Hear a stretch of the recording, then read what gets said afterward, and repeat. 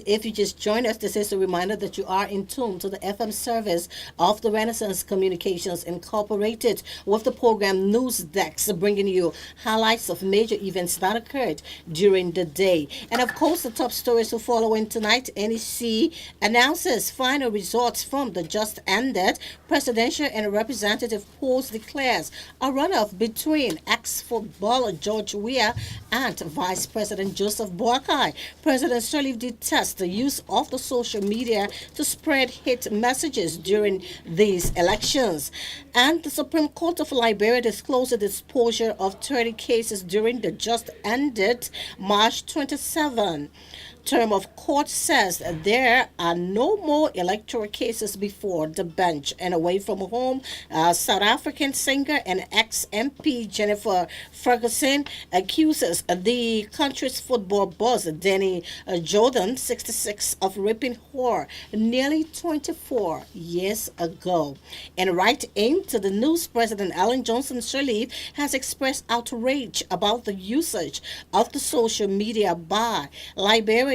According to the Liberian leader, that some Liberians are using the social media to rain incentives on fellow Liberians. Addressing the nation Thursday, President Sirleaf urged Liberians to remain sober and continue to remain sober on the votes and opinions and views that may not be in their interests. Fellow Liberians at home and abroad, barely a week after the end of the first round of elections, our attention has been drawn to displays on social media that are extremely inimical to the survival of our peace and democracy.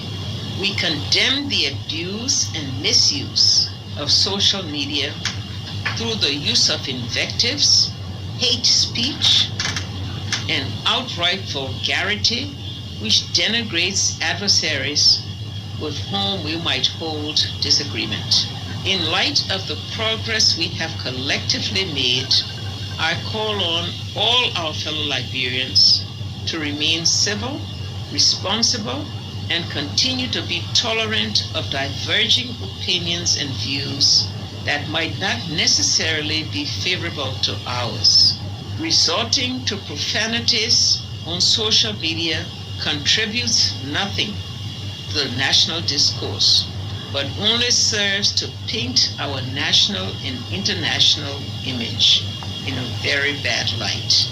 We must all express our indignation to this unacceptable way of politicking and seek to continue the decent democratic values that have brought us this far as a nation and people. As Liberians pat themselves on the back for peacefully voting in the October 10 polls, all must continue to demonstrate our love for country by and through our actions.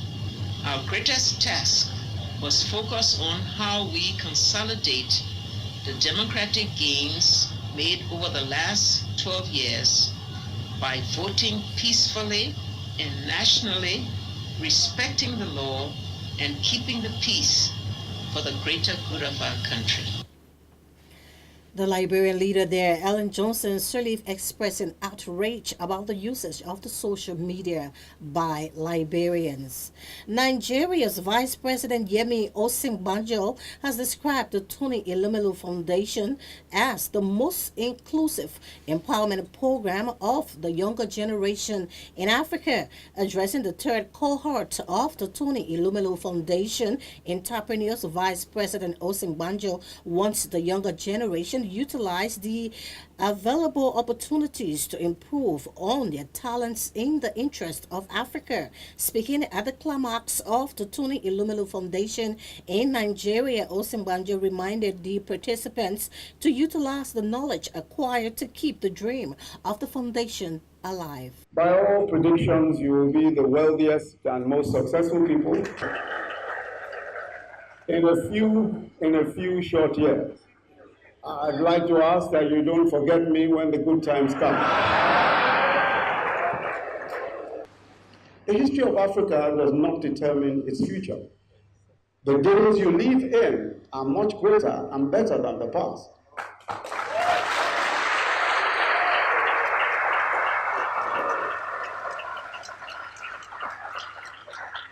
30 years ago, mobile phones didn't exist.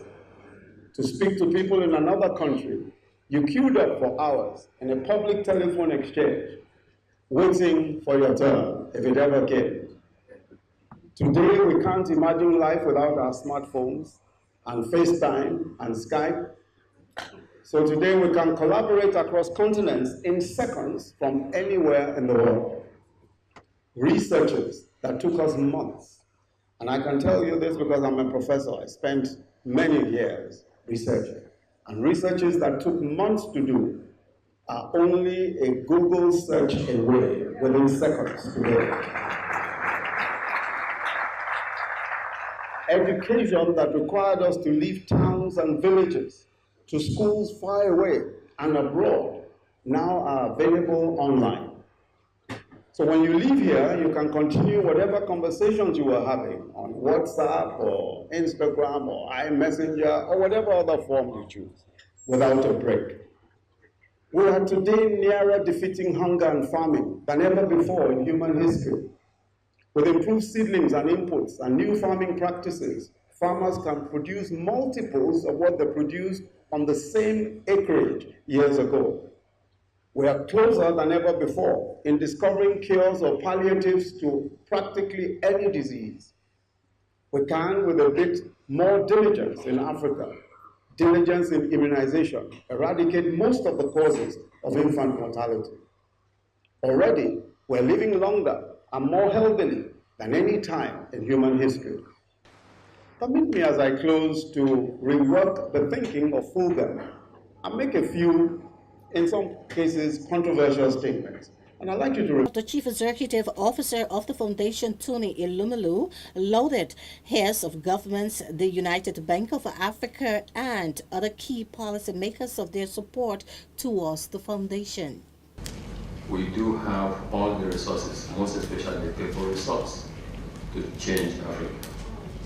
But that our leaders should help us create the right environment that will enable entrepreneurship spirit, the entrepreneurism in us, the enterprising spirit in us to succeed.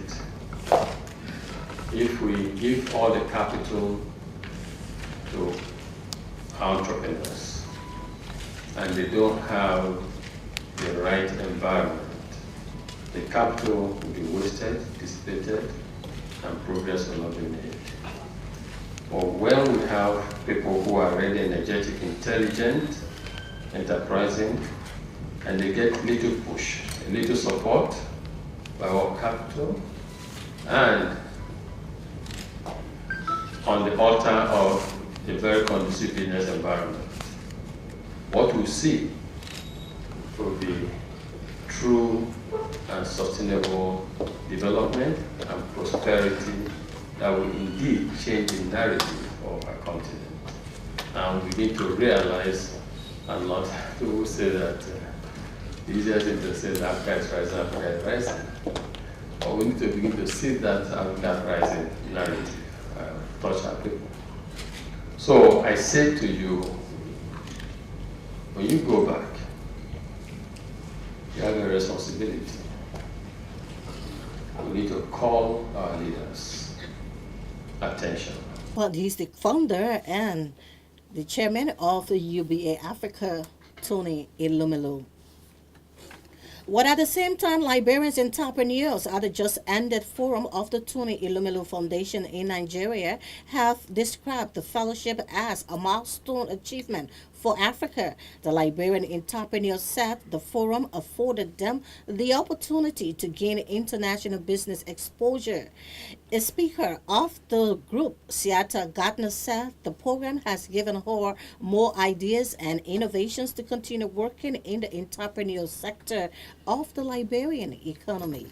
I got in touch with this foundation through the internet, and I did my application online, even though I have not completed it altogether. But then I got encouraged to come this year to experience what it's like to be on the team. And from the presentation yesterday and everything, I am inspired to continue. You are inspired to continue, but let's look out, how is this foundation benefiting you back home? Well, it has given me more ideas, more innovation to continue my work and to continue the thing that I love to do. It has given me the spark of going back home and changing my mindset and the mindset of my colleagues and those that want to do their own business, to go ahead, no problem, no need to be afraid of failure. You can fail, but don't stay there. Get up. Like Jesus said, a man will fall, a righteous man will fall 7 times, but he will not remain there. So that's what I'm taking back home. With the mentality that our people have back home, Liberia is a war-torn country. Knowing that you have achieved so much, what do you intend to give to your people back home? Well, achieved so much. I tell people I'm not successful. I'm walking the road of success. And when I reach that my full potential that I'm looking at, then I will know that I am successful. But what I'm going home with is this. I'm going to motivate my colleagues and other young people who want to do this entrepreneurship program to venture into it. Siata Gardner there, a Liberian entrepreneur at the TEF program. In remarks, Michael Kaiwuh and Joma Busy, who are venturing into agriculture and empowerment of young people, noted that entrepreneurship is vital to ensuring that Liberian economy is given back to Liberians. I got in touch with this Tony Emilio Foundation through Spark International. Spark been working with us for a long time, trying to see how best they can help us as young people coming up. As I told you, I'm heading the group in Lofa County that got more than 300 membership that comprise of youth and women and idle men in my organization. So I see this foundation as another good opportunity for young people, especially when we realize that our economy in Liberia is in the hands of foreigners. And how can we as Liberians, coming from 14 years civil war, can be able to venture into businesses that will give us our economy back? And in so doing, we know that our government is not in a position to actually help all the young people. So we have to get out of Liberia and get into other ventures that will actually help us realize our dream and create job opportunity for our citizens. Creating job opportunity for Liberians, I'm quite sure it's a difficult thing. But how do you see it since you got in touch with this foundation? Well, I see it as a very good opportunity. Joe Magbisi there and Michael Kaiwuh, Liberian entrepreneurs. On that note, that's how we leave you on tonight's edition of NewsDesk. But just before we go, let's take a look at the top stories. NEC announces final results from the just ended presidential and representative polls, declares a runoff between ex-footballer George Weah and Vice President Joseph Boakai. President Shirley detests the use of the social media to spread hate messages during these elections. The Supreme Court of Liberia discloses the disposal of 30 cases during the just ended March 2017 term of court, says there are no more electoral cases before the bench. And away from home, South Africa singer and ex-MP Jennifer Ferguson accuses the country's football boss Danny Jordan, 66, of raping her nearly 24 years ago. We'd like to say many thanks to all of our reporters and correspondents who helped in making tonight's edition a success. The name is Rose Kyle.